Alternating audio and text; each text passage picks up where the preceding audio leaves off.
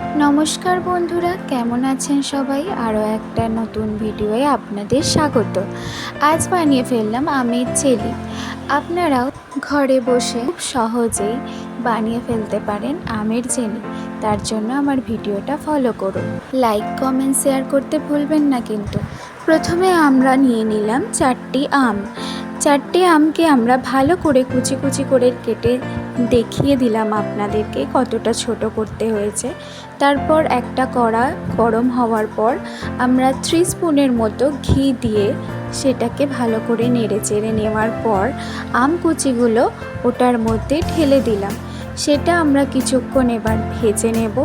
যতক্ষণ না পর্যন্ত লাল লাল হয়ে ভাজা হচ্ছে ততক্ষণ পর্যন্ত আমরা এটা ভাজতেই থাকবো। তারপর আমরা একটু নুন অ্যাড করে দিলাম। এটা কিছুক্ষণ আরও নেড়ে নেওয়ার পর তুলে নিয়ে আমরা জেলির জন্য প্রস্তুতি নিলাম। তার জন্য একটা কড়াই জল নিয়ে নিলাম। সেই জলটা ফুটে যাওয়া মাত্রই আমরা 1 বাউল চিনি অ্যাড করলাম।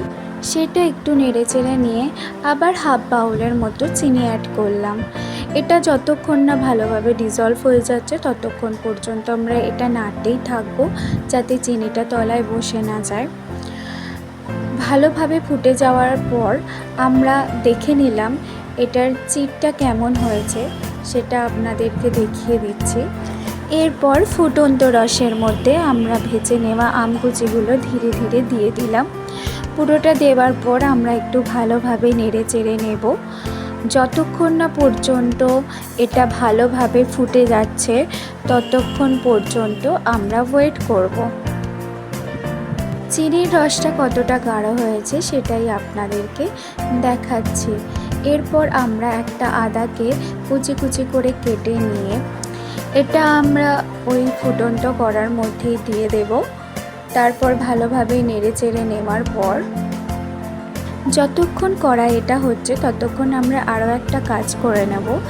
কয়েকটা কাঁচা লঙ্কাকে আমরা কুচি কুচি করে কেটে নিলাম। সেটা আমরা পরে অ্যাপ্লাই করব। গ্যাসটা বন্ধ করে দিলাম।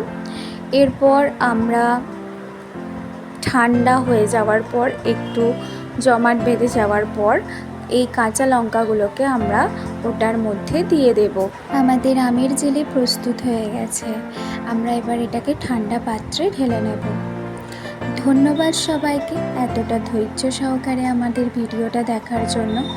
আপনারা সকলেই ভালো থাকবেন, সুস্থ থাকবেন এবং আমাদের এই চ্যানেলটাকে like comment share and subscribe করতে ভুলবেন না। Thank you.